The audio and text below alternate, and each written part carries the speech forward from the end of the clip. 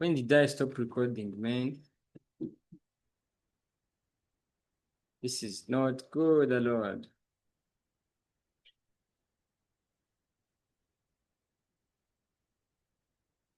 Oh my goodness.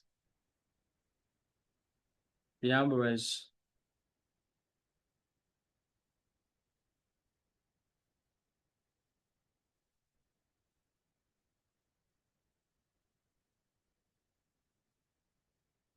I thought we were recording the whole thing, man.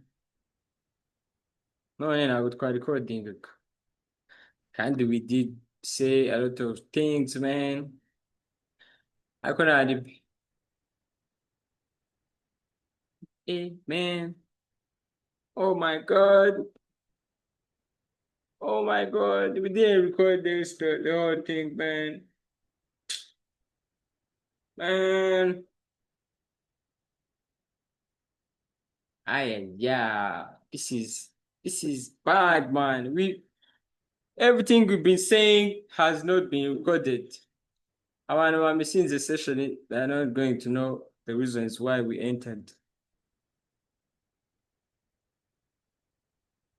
It's okay. It's all good.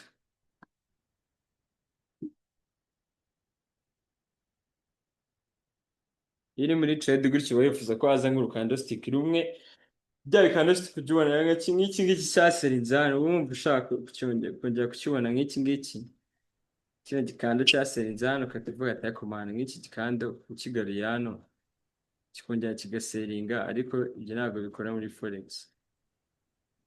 Kugira wifuza uruboro nk'uru nguru kuko rwahita rugaragara hano nanone ruseri rubayinga pa, nta kintu kiryoha nk'iki ngiki kabisa. So mu masaha ane murabona ko ino candlestick irashaka breakinga resistance, ishaka breakinga iriya resistance, iramutse break inzira resistance ikagera hano gatoya cyane, take profit yacu yaba yenda kuba hit. Nubwo hano hatari kubera sell holding, ariko twavuze ko hashobora kubera sell, price ishobora kugera hano ikaba yagaruka inyuma kuri testing hano ikongera ikazamuka. Hano niyagaruka ishobora kuzaba iri gukora tashi ya mbere kuri trend ya kabiri n'iya gatatu, n'ibyo twasobanuye kare, ikaba yagenda ikagera hariya hejuru ikagaruka ikongera ikazamuka. So bivuze ngo hano niyagera kandi ishobora gusenga, twe twapuranga trend line, tuzategereze kubayingira hano ku buryo ishobora kugaruka hano, kimwe nuko ishobora kugera hano igasengaho gake igakomeza ikizamukira, nk'uko mwabibonye byatubayeho kuri iriya rosi twafashe kuri iriya nuza yindi. Ariko birambabaje man, ibintu byose twavuze none ntabwo byabaye recorded. Yesu we, ndabona nashyiramo ya video ya Jay Squeezer ari kurira.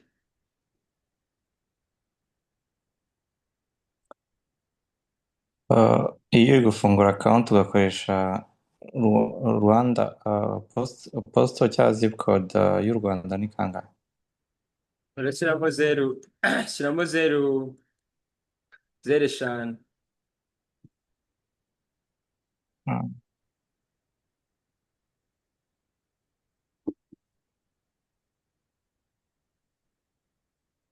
Ariko uzi ko ashobora kuba bifite se, ariko iyi ngiyi ntabwo dufite rekodi yerekana tujya kwinjira mu isoko, nicyo kibabaje.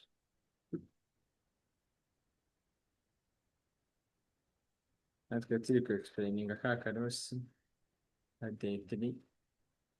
So indi kodi irimo hano. Okay, hano ashobora kuvamo rekodi asikari dutoya, ashobora kuvamo rekodi yerekana bya minsi, ntabwo bishoboka, ntari bi.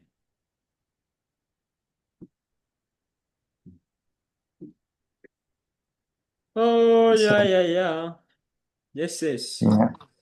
Nkanze kuri iriya link waduhaye, ndakora follow Rero kanda kuri follow, then Uri tubona uri kubona iki? Ndi kubona nyine ID yawe, then nkabona follow, bakambwira minimum first deposit 50 USD. Maze Irashyiramo 50 follow. niba ari zo ushaka gutangiranamo. Yeah, nayishyizeho, then says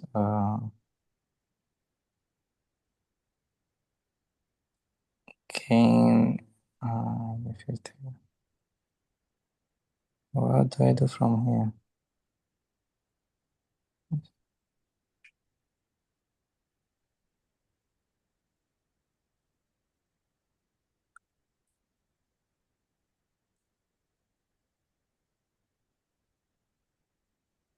Wabaye stuck? Bari kunyereka nyine ntuzaye copy account details, bakanyereka n'iyanjye, then munsi bakambwira account details USD, sinzi n'andi bufate 50. Okay, then Hitamo volume, volume volume allocation volume allocation urahitamo 100%. ya 100%. Okay, risk level 100% or 0%. 50. 0. Okay, Mm. then it says copy minimum maximum. Okay, yeah, actually account.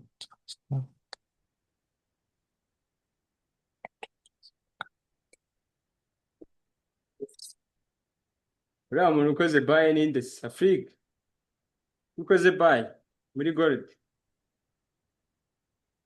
Twe turi muri you know Audi.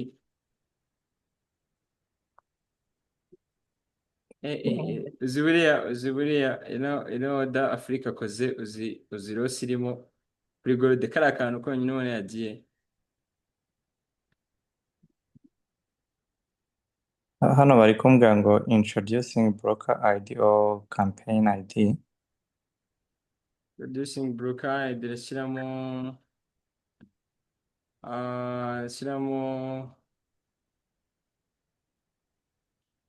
irashyiramo kangahe yagera. Shyiramo 3590 Wait, 35 90 81. 81. Okay, that's it. Ni ibyo ngibyo. Yeah, level account will be attached to the partner if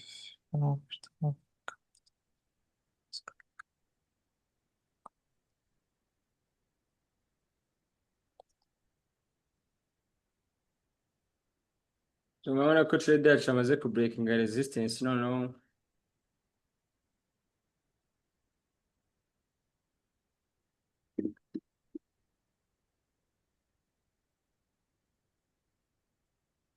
Okay, I think I'm done.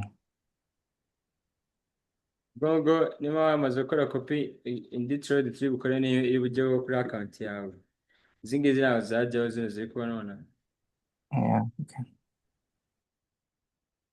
So hari ikintu ngiye ngomba gukora? Oh, Nta kindi cyese ushaka kujya watendinga zino live ukaza gukurikirana impamvu twungutse n'impamvu twahombye byose tuba turi kubivugira hano kuri ino live. okay.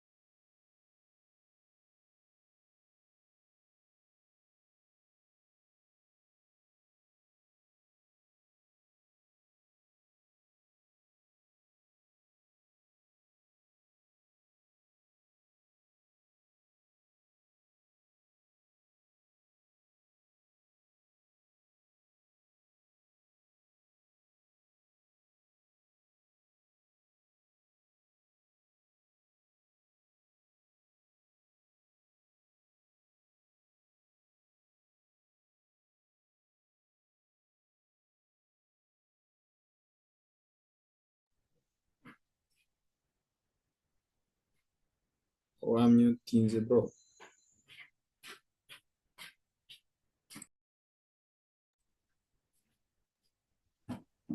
ndi kuvuga ngo impamvu muna impamvu zishobora gutuma iyi pay yacu ishobora kuba iri guseringa hariya, urabona ko hano price yari yageze kuri resistance, kuri support igomba guhinduka resistance.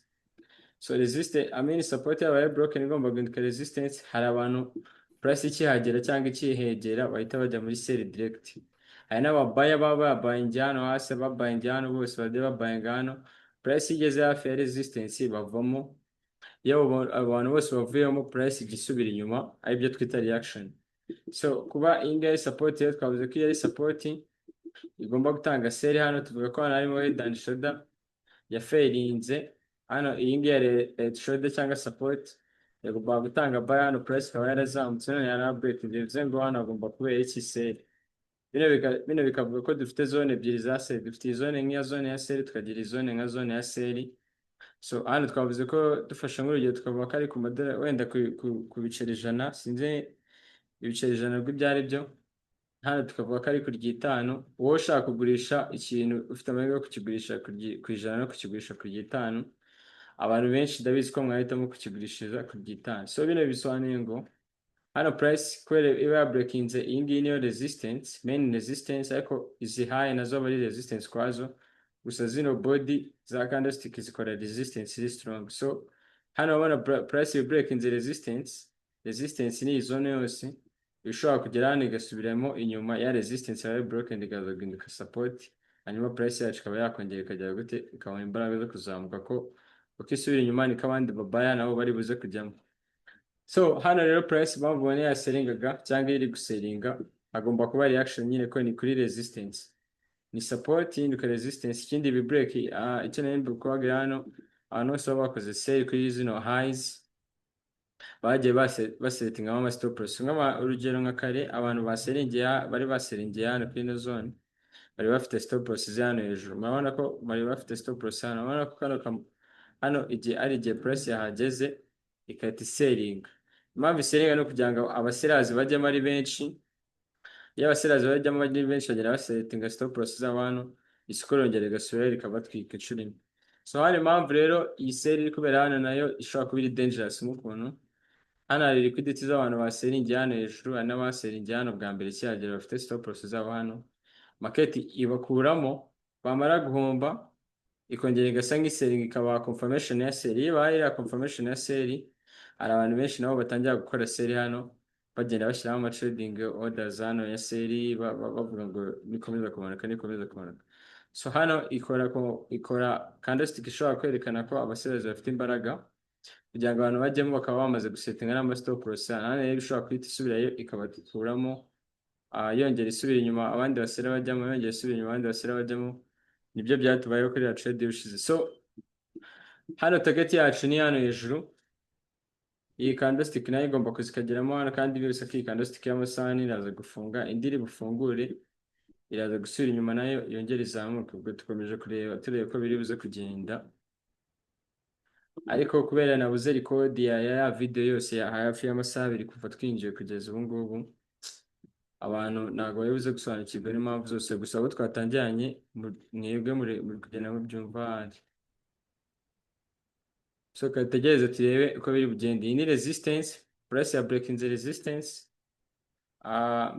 Yabanje iyo izamutse ikagera hejuru iba yamaze ku breaking resistance. Izamutse ikarenga hano bivuze ngo yazamutse breaking resistance, igaruka kuri testing resistance. Nawe ishobora kuzamuka cyangwa igakomeza ikamanuka ikaritestinga hano, ikaza kuzamukira hariya nanone. Turebe ko biza kugenda.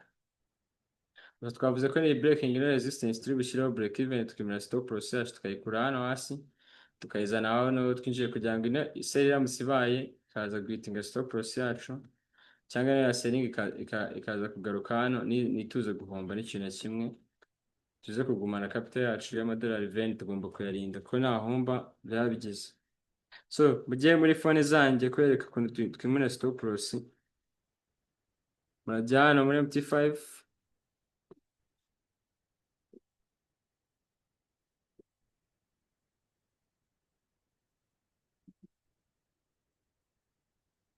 numara kujya muri MT5 zanyu, urabona ko twese muri $14 tuvuye muri $20, muragaruka hano, muraza mukande kuri cielo, anyigire umukara kugira ngo mubibone neza. Uraza ukande kuri kano kajambo cyangwa kuri uno murongo, ukande kuri uno murongo, uhite ukanda kuri tuno tudomo dutatu, oya kuri kano kadomo kamwe hano, uko uzamura stop loss urabona ko amafaranga agenda agabanyuka, uyizamure uyishyire katurebe, uyizamure uyishyire hano hejuru, uyishyire hejuru ya order yawe neza, kugira ngo murabona ko harimo aka distance gatoya gato cyane. Izamure ushyire hariya hejuru, ubundi ukande kuri kano ga fresh, ahita ukanda hano hasi,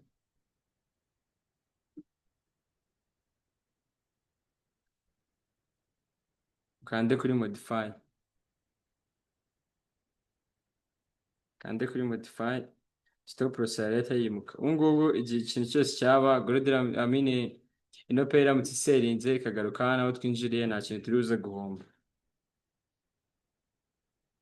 So iyi ni resistance, ntabwo tu expectinga ko price yacu yahita yarenga direct, ishobora no kugaruka kuri testing ino resistance, ikaba yaza kuzamukira hano cyangwa ikaza ikanaduhitinga stop loss aho tuyimura ikongera ikazamuka.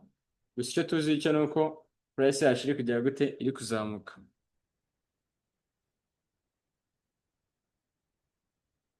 So ubwo twimuye stop loss tugiye gutegereza rero price izamuke cyangwa igaruke hano mu kimwe. Gusa icyo igifite confirmation nyinshi kurusha izindi ni uko yazamuka. Mubonye ko twavuye muri profit y'amadolari 20,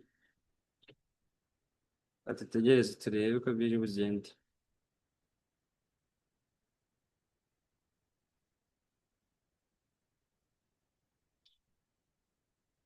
Ngubu mwamaze kwimura stop loss, ikintu cyonyine turi kurisikinga ni umwanya tumaze dutegereje ko izamuka ikagerayo.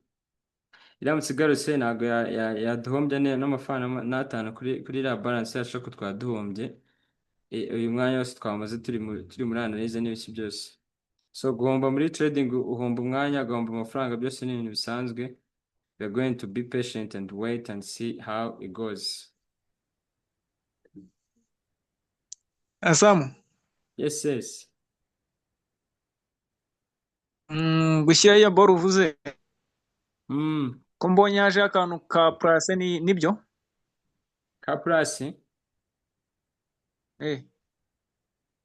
Oya nta plus, wowe urafata umurongo wa stop loss ukandeho, nurangiza uzamure hejuru ya order yawe aho iri.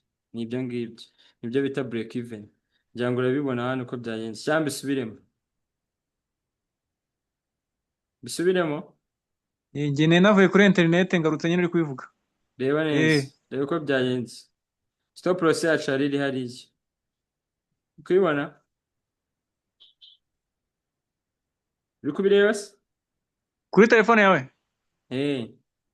Wapi? Ntabwo ndi kwibona. Uzi kwimura stop loss se?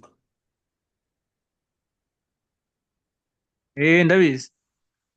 Yizamure nyine stop loss ishyire hejuru neza yaho twinjiriye gutya. Bizamure ishyire hariya hejuru yaho twinjiriye. Ubundi uhite wemeza modify. Kuri kariya kaboro k'ubururu. Urazamura stop loss ishyire hejuru neza kuri kariya karongo k'ubururu hejuru gatoya, biraba ari ibyo.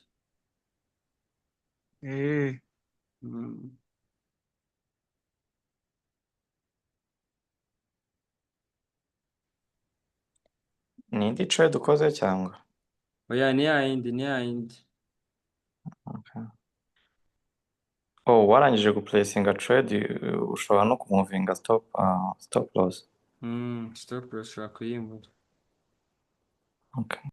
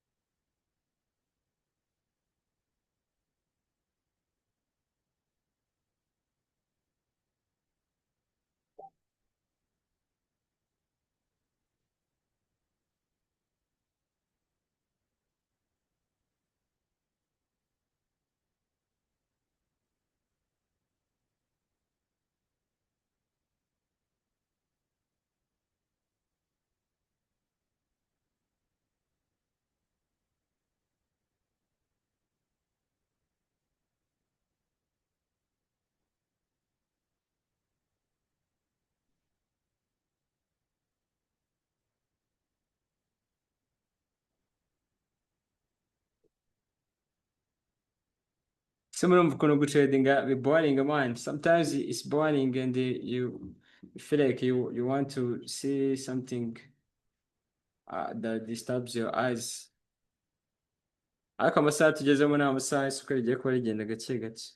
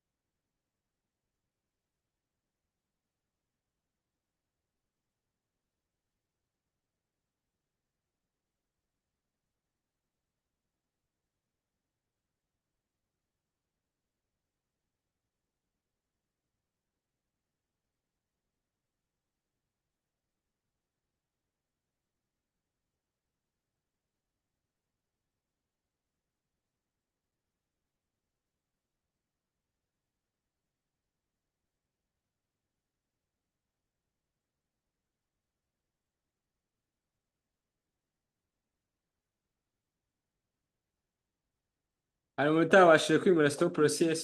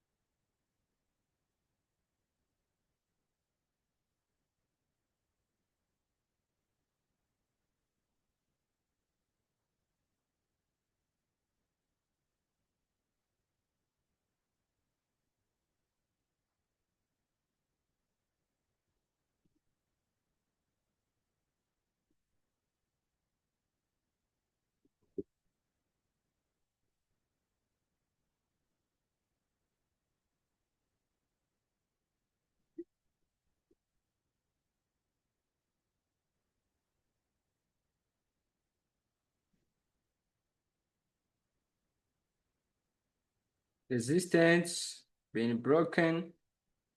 If you see God saying is coming to test the broken resistance, and then you can push again.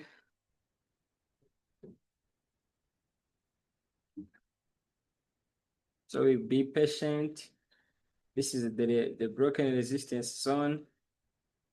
So if you see this 4-hour candlestick not pushing up, bikomeze, it's struggling to break. I mean, it's coming back to retest this broken resistance zone. So it's coming back to the test and then might keep going up. So we expect this candle to close soon and another one will open, pull back a little bit, and then push this resistance again. So on muri kubona kuri phone 1 minute time frame, we have this is a bullish engulfing zone. Iri kumwe na support. This is a head and shoulder. Head and shoulder ibitara breaking ino support. Creating a high, low, high, low, low, to breaking ino support. Ku breaking ino support ari ikimenyetso cy'uko market ikomeje kumanuka. So ibaye head and shoulder ya creating za kuriya ariko yabanje ku breaking ino support. Market yamanitse ikazamuka ikubahiriza iriya high byaba ari ikibazo. So we are just going to keep waiting. So now it's respecting this demand zone. Ni breaking iyi zone ni zone ya seri. Iraza kugera hano hejuru wenda nanone iseringe itizamuka. So iyi ni buy entry ku bantu bari buze gutegereza ika breaking ino high. Ni ukuvuga ngo iramutse izamutse ika breaking hariya ishobora kugaruka kuri testinga ino resistance yabaye broken. Ikaba yagaruka inyuma ikongera ikazamuka. Iyi ni zone yindi yo kubayingiramo. Ubwo kuba kora ko kumvikanye.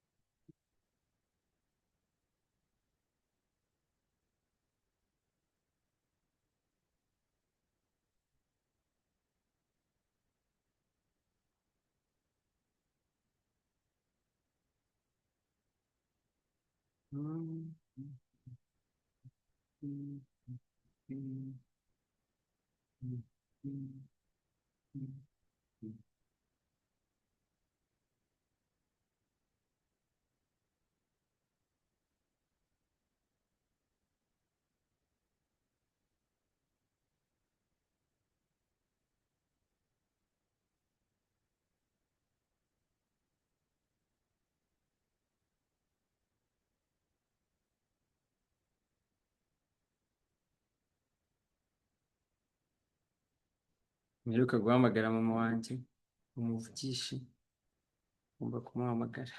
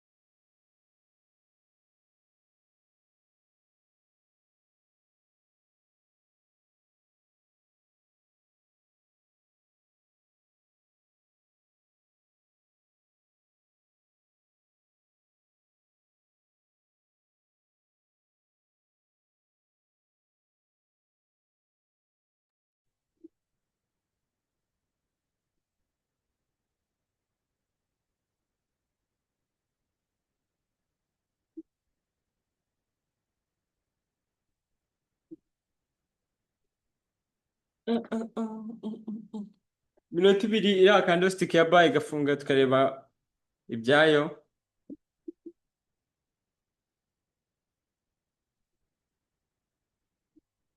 Barebere mu madirishya. Ariko jyewe buriya ndi umufana wa Bruce Melody. Umufana wa Bruce Melody wa mbere. Ku gitaramo cya Bruce ngomba kwisiga amarangi njyewe. Ntabwo nabyemera.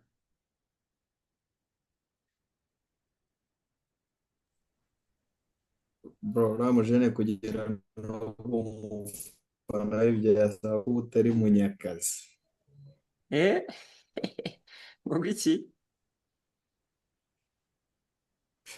Nkubwiye uriya mujene kumufana ni imbere cyane, utari munyakazi nibwo utamufana kandi nawe uri umushabitsi. Nanjye ndi umushabitsi mba ndi kumureba nkavuga ati no muniga ntabwo ajya asiba muri studio ahora akora imiziki. Yego. Abandi dukorera kamiliyoni tugasara tugahita tujya gukwama, bagasubira muri studio akongera agakora, akongera agakora, akongera agakora, akongera agakora, akongera agakora. Consistent. The guy is the man muri gararenze. Ntabwo abantu babasha nyine kubireba, ariko Bruce Melody uburyo ari consistent nyine mu bintu akora. Ntabwo ajya kwama, buri gihe ahora akubwira ko ari gukora, nyine ari ikintu ari gukora gafite ikintu kizaza buri gihe. Abujene nanjye ndamufana bya hatari. Jewe mpamvu mfana Bruce Melody, mufanira nyine uburyo akora uburyo akora. None n'indirimbo ziwe bumva ari nziza zose. Man, wa mujene wajya nta boro mbajya akora pe. Abantu bafana bakunda kumujyana na The Ben, ariko bamujyana na The Ben ni mwiza, ni kibogare nyine, afite n'ibiboko baramukunda n'iki, ni n'urujeya, akaba no muri legend. Ariko Bruce Melody arakora cyane man. Akora nyine akora umuziki nkaho aricyo kintu cyonyine yashobora gukora kuri ino si. Wagira nibyo yize superieur byonyine. Birahiriza ukuntu bigoye man. Uzi kubona umuntu ukora nyine ikintu buri munsi. Yego. Noneho ukuntu bamusererezaga kera kiri gutangira, isura ye ntabwo itwika.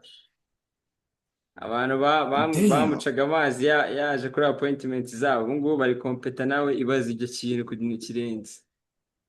Ku muntu kumuca amazi, ariko manu nta mujene ukuntu nyine abikunda n'ukuntu anabizi n'ukuntu abikora nyine adacika intege bro. Ubundi ewana. Gucika intege nicyo kintu kibundi cy'ubufu cya mbere kibaho.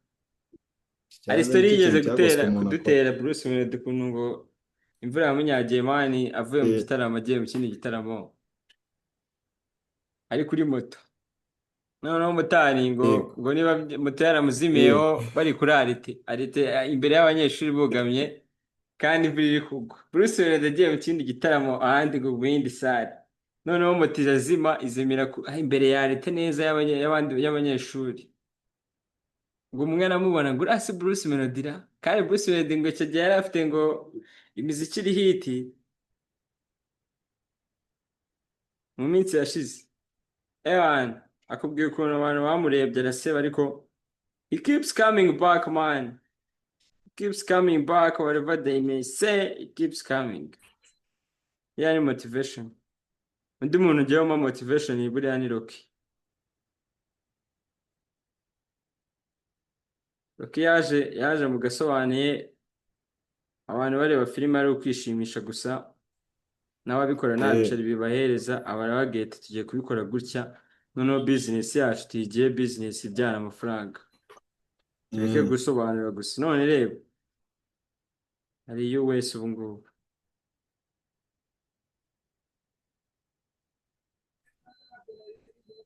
Mani ubona abajene cyaza abo bantu ko ari babiri, ari umuntu bita Rocky n'umuntu bita Bruce. Rocky na Bruce Melody ni abakozi kabisa.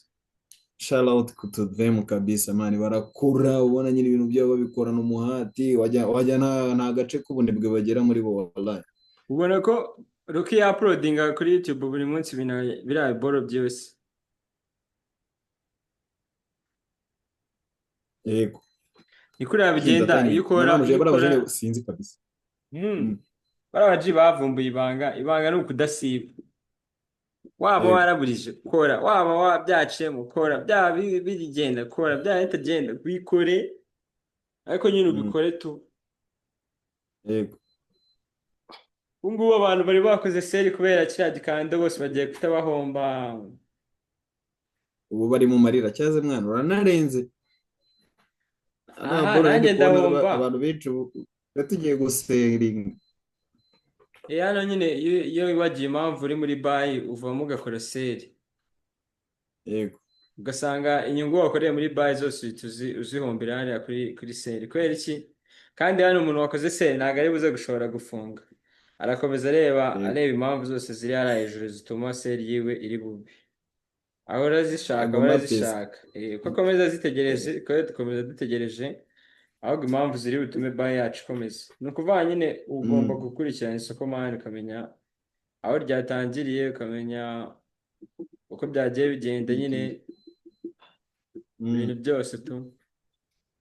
Murabona ko ni equity yacu, equity ni 44 dollars, dufunze no profit none yego akaba tubura amadolari make tukagaruka kuri balance. Kandi muri trading yego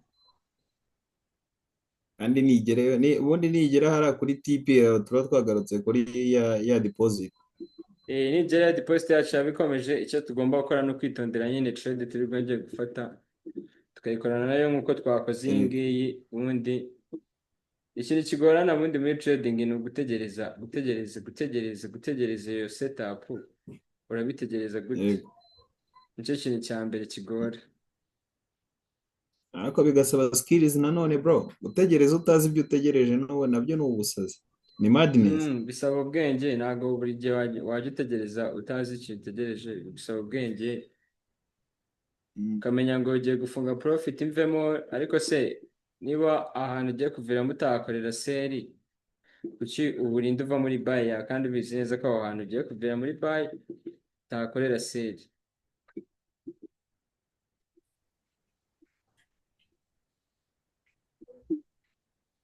Numva ko aba ari ikibazo.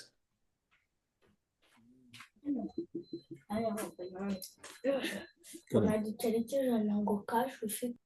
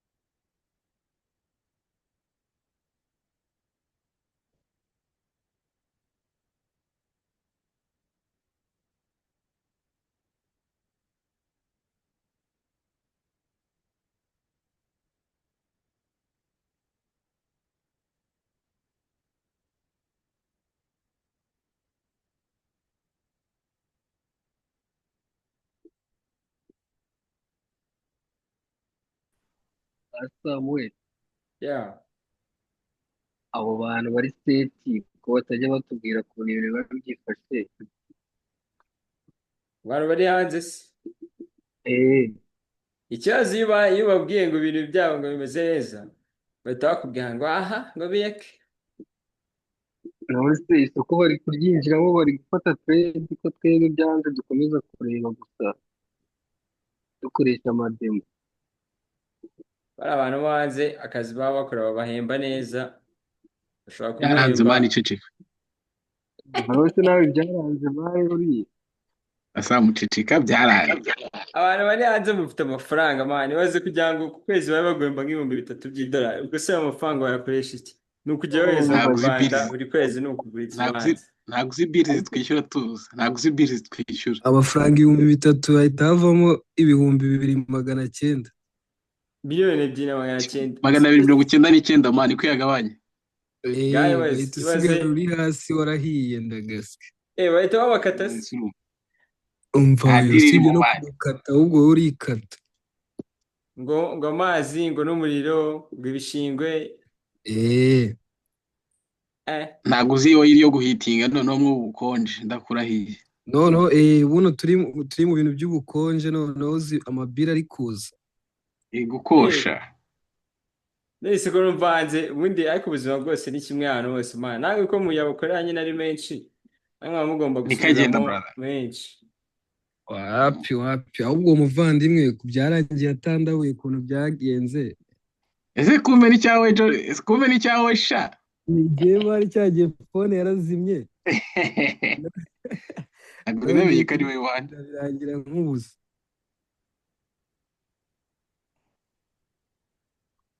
abantu bari muri Amerika jewe umunsi umwe nzaza muri Amerika ariko muri nje Amerika gutembera turabamira gusa. njanga, turabamira busa. Ubwo nyine ahantu uba wumva ubayeho neza ni handi uba wumva ugomba gukorera ayo mabire gusa. wabashije kwishyura bill ugasavayivinga bibaye.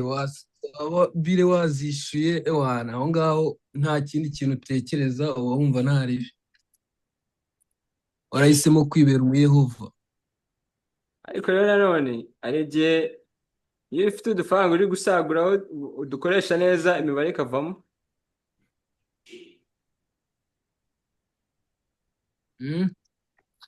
amafaranga baba bari kuguhemba iyo wishyuye bili zawe akajya yasaguka saba ari ayawe yose se.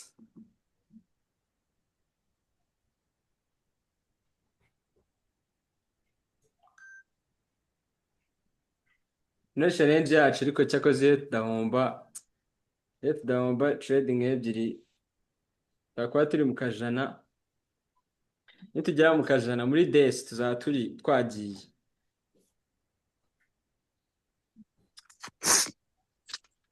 ijwi ryari ryagiye wala. uwo muvandimwe azi kumbwira ukuntu bimeze ambwire ko yajya akoresha ngo ni iyihe, kuko njye byarangiye ama verification ntabwo bajya banyemerera. boro ndazikora zose bazinsaba nkazibahereza, bakanyohereza email bambwira ati byanze. uri kuvuga proof of residence z'aho ngaho. ni ukuvuga ngo iz'ubwoko zose, ubwoko bwose bansaba ndazibahereza bikanga. ngo utility bill, ngo byo kwishyuraho, ngo amazi, ngo ibiki, ngo back statement. iyo location washyizemo niba wari uri gukora sign up ugashyiramo location y'i Kigali, ugomba gukenera proof of payment cyangwa proof of register, proof of residence. ikintu icyo ari cyo cyose bwerekana kigomba kuza kiriho ijambo Kigali. niyo yanditseho ahantu hamwe gusa ariko hariho Kigali. ni ukuvuga ngo nkanjye mfite XM iri verified, ariko ku bijyanye no gukora deposit ntabwo bikunda, bitewe n'uko boro zose nkoresha nyine ubwo ni uko ziba ziregistered hano USA. noneho izindi ngo za HFM bahita bambwira ati biragaragara ko igihugu urimo kitari cyo ugomba kuba urimo. izindi ngo za forex.com, za Owanda, za hano USA shyiramo hose bakagenda bangarura bambwira ati wapi reka. hari igihe location waba watanze bitari kugaragara neza. ase muri kubona impamvu iyi trade yakwamiye hano, iyi ni support yabaye broken hano. bwa mbere yagiye yaselinze kubera ko abantu bajya muri sell vuba kubera ko babona ko ari kuri resistance hinduka support. ariko iyo ufite resistance ebyiri support ebyiri zabaye broken, indi support muri kubona ko iri hano hejuru iheruka kuba broken. so kuri iyi haberaho reaction, hanyuma sell ya nyayo ikabera kuri iyo hejuru. ariko impamvu twahisemo iyi take profit nuko hano hejuru nashobora kubera sell arimo hano hagati. hano arimo ino candlestick ya buy barasigamo hagati, niyo twita supply zone. so ahantu hashobora kubera sell rero hanyaho ni hariya hejuru, ariko take profit yacu iri hano hagati, iri hano kuri uno murongo niho turi buviremo. gusa biragoreza kugorana kugira ngo ize kupfa ku breaking hano kuri no support ihinduka resistance. biraza kuwusaba imbaraga nyine iraza kuzamuka gakeya cyangwa inabandi selling nanone, ariko niya breaking ageramo hano hagati arahazamo nga candlestick imwe yonyine tukajya tugera kuri take profit biba byabaye. tubonye hano ishaka kwerekana ibimenyetso bya sell cyangwa ino candlestick yo muri 4 hours igafungira hariya hejuru. Saa 2 zo mu Rwanda zuzuye turareba niba ino candlestick iri bufunge indi gafunguka cyangwa iyo muri 1 hour turebe uburyo iri bufungire hano kuri ino support. Ubwo twageze kuri runo ruhande rwa 4 hours ahangaha. Ino kandi ifungiye hano tukabona indi ishaka guseringa, indi ishobora gusubira inyuma ikaba yagaruka hano hasi cyangwa hano mo hagati. So biraza ko ari ikibazo hano rero turi kureba ko support induka resistance, turebe ino candlestick uburyo iri bufungire kuri ino support, tumenye niba indi iri buzi komeza kuzamuka cyangwa isubira inyuma. Gusa icyo muri kubona hano namwe nuko mubona ko ababaya bagize gute, bafite imbaraga, bivuze ngo market yacu rero iraza kujya gute. Hano niho target ya sell yindi izabera.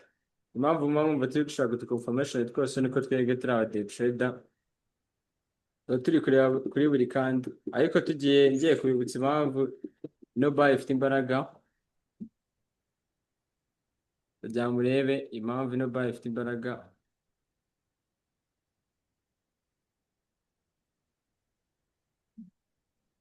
Twakoze analyse, abantu bari buze kureba video ndi posting baraza kumenya impamvu.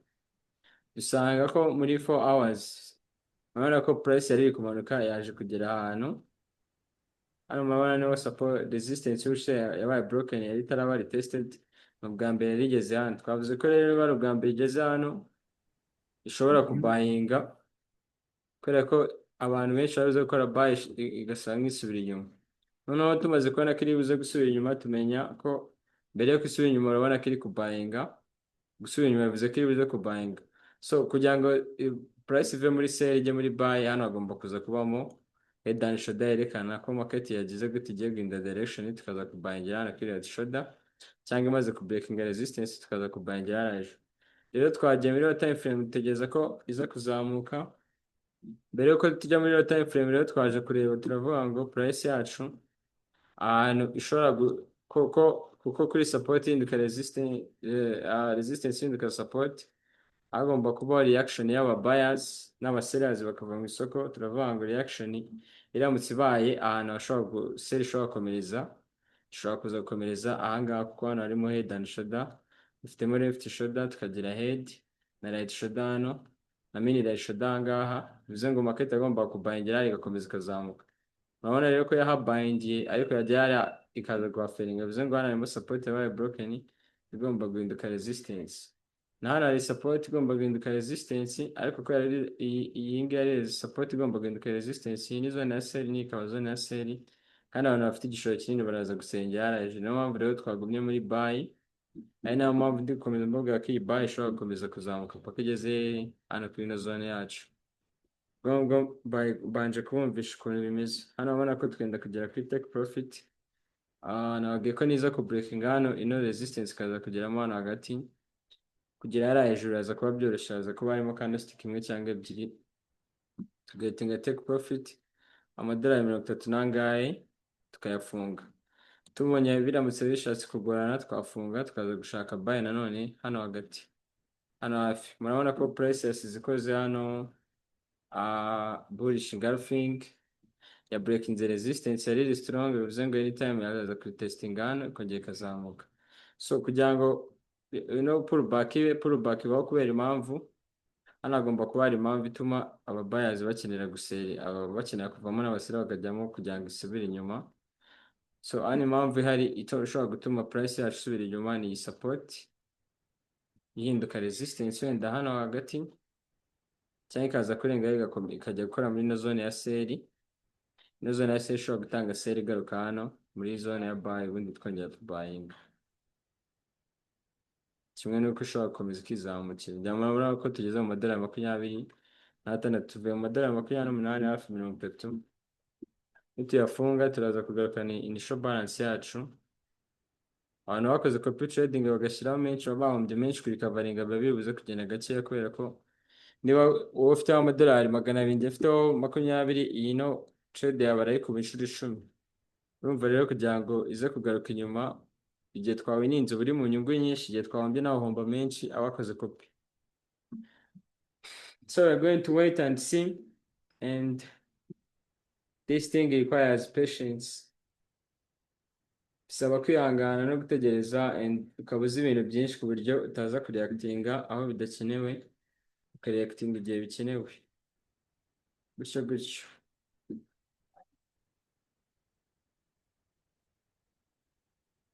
So reka turebe ko biri buze kugenda.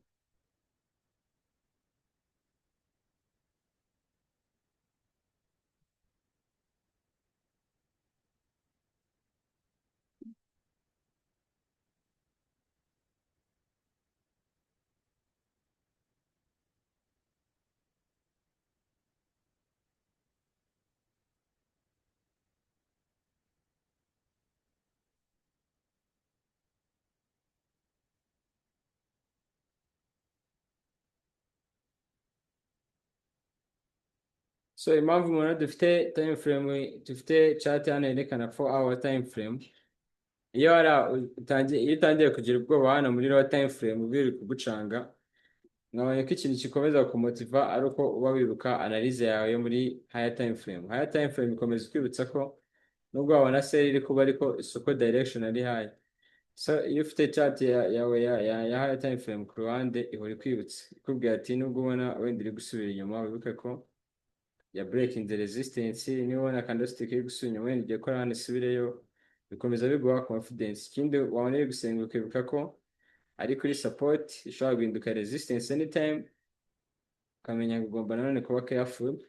Hano mu buryo bwo kuba careful turareba muri 1 hour, turebe 1 hour candlestick. Ino candlestick niyo mu isaha imwe niyo kuri resistance, kandi murabona ko dufite ku masaha, murabona ko tubura iminota 15 kugira ngo indi candlestick ifunguke yo mu isaha. Buriya mu minota 15 murabona ko yafungutse. Hano rero ino candlestick nifunga uburyo iri bufungemo iraba yerekana ko ino support ifite imbaraga, cyangwa se ababaye badafite imbaraga kuri ino support. Dukomeze dutegereze.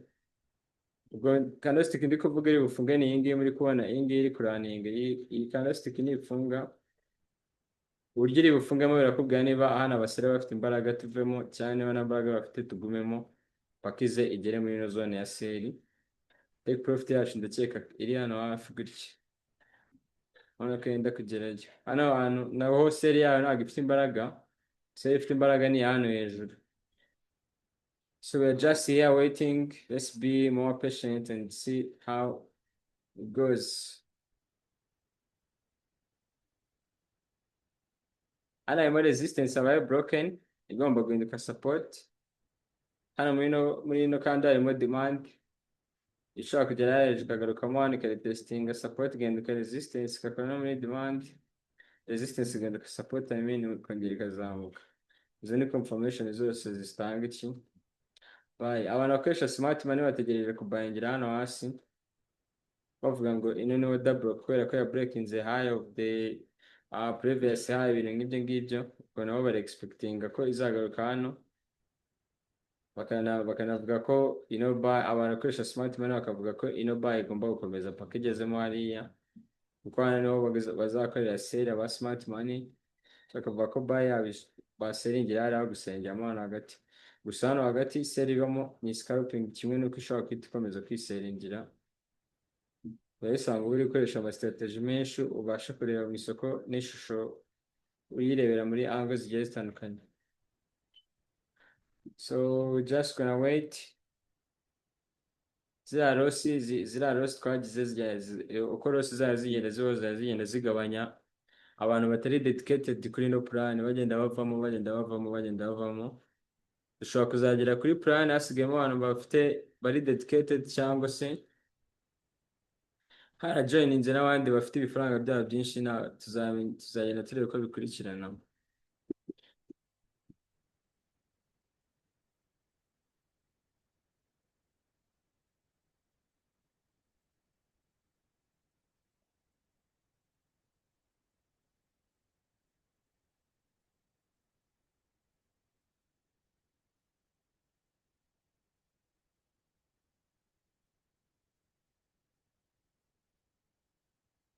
So right now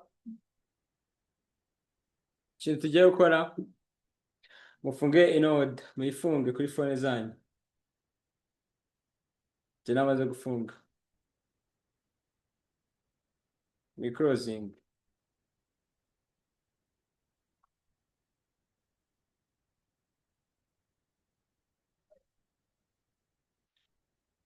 Nafunze muri kubibona ko nafunze $26.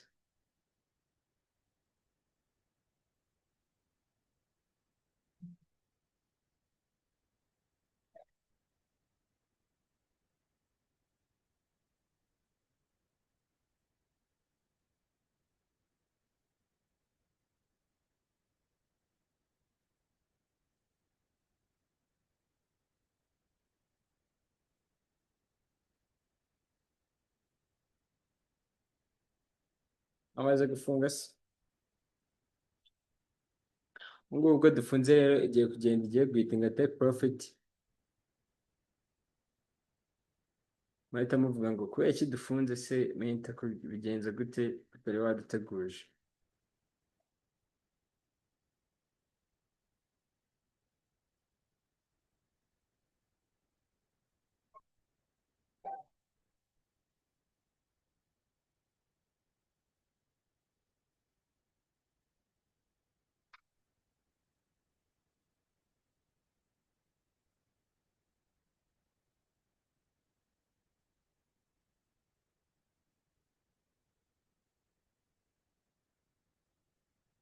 Amaze gufunga se.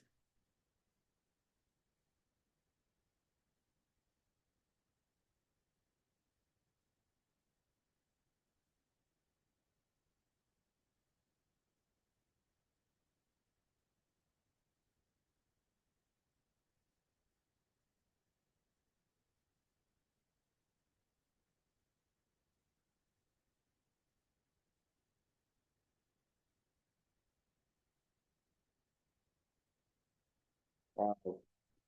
Uno muntu winjiye no muntu wakoze deposit uyu munsi we balance yiwe yise yiyongeraho amadolari 70, which is a good thing.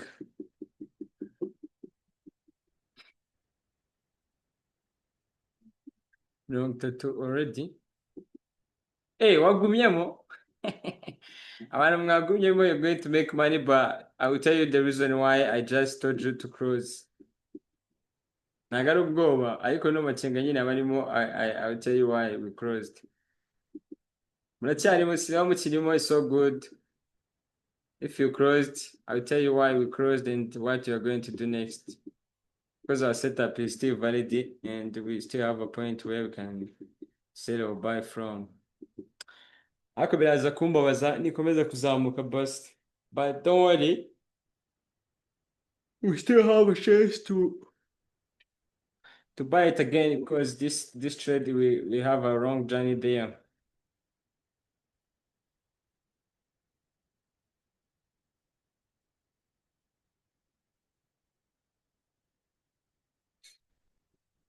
Muracyarimo.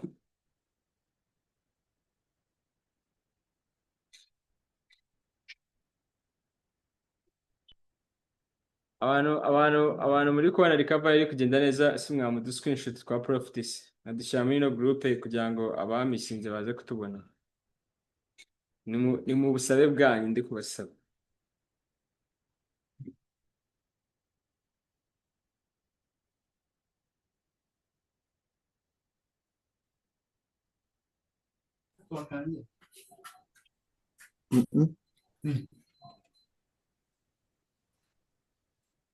Minta. Yeah. None se Mm. nakohereje ibyo iboro kuri WhatsApp. Nimba ntacyo bitwaye mwaza kureba mukamfasha nkareba ko nanjye nkora deposit. Kazente ndewa kabisa. Nona. Urayibona haraheraho email. Ya Ndayishimiye Josue. Nzende. Yego.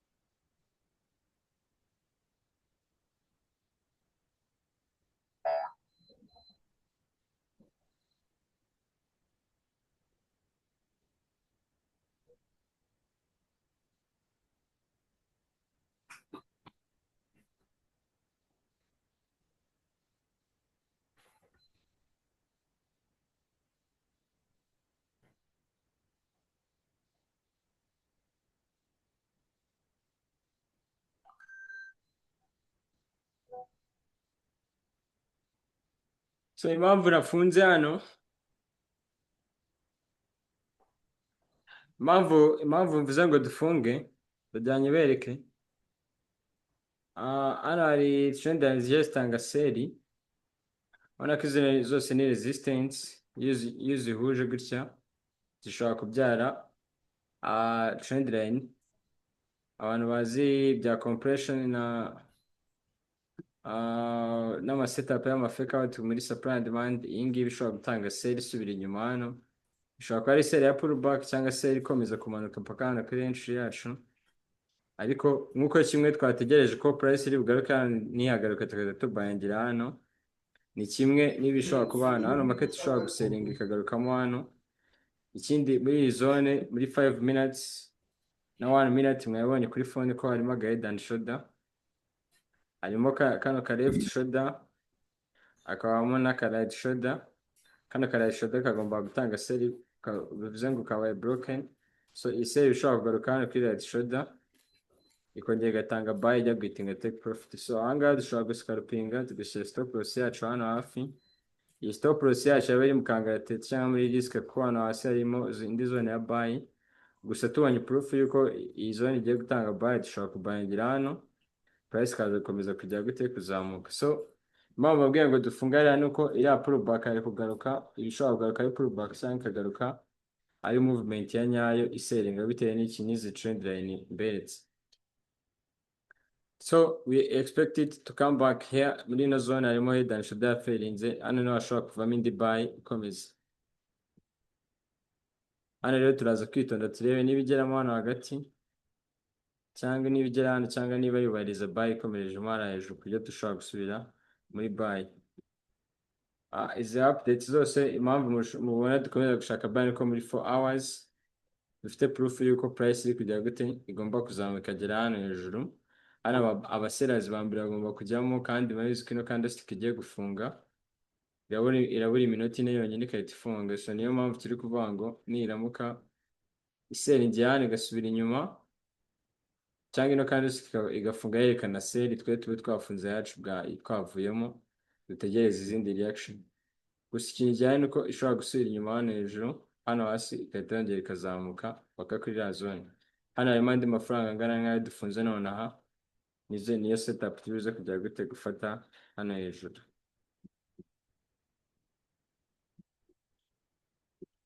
Bi making a sense ibintu ndi kuvuga se?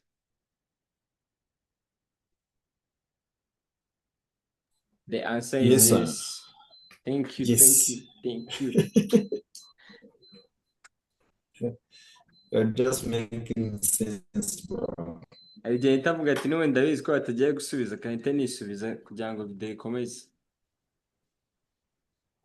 Biriya bintu mba ndi kubereka ntabwo biba biri bube 100%, gusa biba bifite amahirwe menshi nyine yo kuba. Cyaze bro. Experience yani iri gukonta pe ibintu ni ibyawe. Bino boro iyo bimazemo igihe nyine uzi ibintu kugenda bikurikirana, ariko Rosi ishobora gukoramo akazi mu mutwe ukabura confidence ukiheba. But keep reminding yourself impamvu nyine uri gukora ibyo bintu n'impamvu wahisemo gukora ibyo bintu muri ubwo buryo uri kubikoramo. Niba narahisemo gukora bino bintu live n'abandi bantu and we take a loss, I have to remind myself the main reason why I chose to do it that way. Then nkongera ngagaruka. Niyo mwega mwabura courage, for me I have to be there always. Ko nawe muzabura courage, mwongere mugaruke mufite courage, musange ndacyari gutyo. Bro, hari abantu badafite ahantu ho kujya. Bahari ni iki kintu gisigaye cyo gukora. But this is a very very good career if you you look around ukareba ibintu abandi bantu babikora. None se abantu banenga 10,000 bose basoza kwiga mu mwaka umwe 1,000,000, kandi aba boss ntabwo biyongera, ahubwo ikiyongera ni abashaka akazi. Rero abantu bashaka akazi bababwira ko bagomba kwihangira imirimo, kandi ntabwo mwajya kubumba amasafuriya, ntabwo mwajya gukora bino bintu ntabwo nkajya kuvumbura ngo najya mbona ya mishinga abanyeshuri bandika ngo yo gukora ngo vandarateri ibintu nk'ibyo nyine bitewe n'ibintu biga ukagira ibyo uvumbura so iriya mishinga ntabwo iri ku mataringa ubu ngubu ibintu bimataringa ni AI ni amarobots ni iki turi kugenda tubura nyine uburyo bwinshi bwo gukoreramo amafaranga so bino nibwo buryo busigaye kandi nabwo Donald Trump murabona ko ari kutujagaraza bashaka guhindura monetary system tukava mu mafaranga aya makarasi asanzwe twese ugasanga turi gukoresha cryptocurrency kandi mu ntangiriro abantu benshi bazaba bayikoresha currency imwe nka bitcoin cyangwa indi izaza so bino nabyo biri kugenda bizamo akavuyo we have to make our money before we get fucked up nibyo nari ndi kuvuga man we need to make some money byazaba ari igisebo abandi bino bintu bijemo ibibazo bitandukanye twe tutarakorera amafaranga agaragara that's why I said let me do this plan ya 50k ninkuramo 50k ufite 50k kuri balance yawe ushobora kubyuka mu gitondo ugakorera 7,000 8 ukorera 10,000 nyine capital yawe ikongerera n'amahirwe yo gukorera amafaranga menshi so that's why I said need to get kuri level yo kwinjiza 50k ibindi bizakurikiraho bizaba byoroshye muri 1 hour ya candlestick yafunze noneho indi irafunguye kandi iriya candlestick uburyo ifunzemo birerekana ko abasera badafite control kuri iyi resistance kuri iyi support y'induka resistance biragaragara ko abasera badafite imbaraga bitewe n'uburyo ino candlestick ifunze yerekana ko ababara bafite imbaraga no kugera muri iyi zone so icyo tugiye gukurikiza twategereza tugashaka aho tuza gukorera buying cyangwa tukarekanya negatinga tipi yacu ikintu kiza gihari nonaha tugize imana ya selinga nonaha tugihari tukaza gukora buy nanone gusa nababwiye ko harimo zone ya buy byashoboka byose yabanza kujya hari gaselinga cyangwa yaselingira hano hafi ishobora kujya hano ikagarukamo hano tukabona amahirwe yo kubuying nitaza kugarukamo ahangaha ibindi bintu byose twatekereza gukora twabyorera seri ya hano ntabwo iba ifite imbaraga twayiborera keretse buy ya hano yonyine cyangwa iyangaha ubwo bivuze ko tutegereje buy mo hano ntabwo tugomba kuba focused ngo iyo tuguma ikagera hariya hejuru ngo tuba dufunze n'aya ibyo ngibyo bituma ubabarira ubusa kandi ntabwo uri busubize igihe inyuma ahubwo uba wabashije gufunga byibuze iyo profit and you are safe so hano hantu market ishobora kuhaselingira anytime ko harimo bullish engulfing yagomba gutanga buy niba bullish engulfing yagomba gutanga buy ishobora gutanga sell iyo sell ishobora kuba ari ntoya ikagarukamo hano ikongera ikazamuka so we're just going to wait we expect nothing we just wait patiently to see what happens next kandi murabona ko biri no kwira ngiye kujya mu gasiporo ariko ndahita ngaruka ndajyana na phone ku buryo mbonye entry yindi nahita mbabwirira mukagaruka kuri zoom tukaba twakinjirana ino buying package tukirimo tukareba ko bigenda so mwakoze kwihangana mukabana nanjye rero ubwo abafite ibibazo ndabasubiza kuri WhatsApp mu kanya ariko nimbona igarutse hano ndahita mbara link nanone mugaruke kuri call nimbona iri kugaruka hano cyangwa mukabona iri kugaruka hano umuntu umwe ashobora no kutabamagara kuri nimero bisanzwe akambwira ati Sam ongera checking kuri chat naza tukareba uko bimeze yego sawa rero mwakoze isa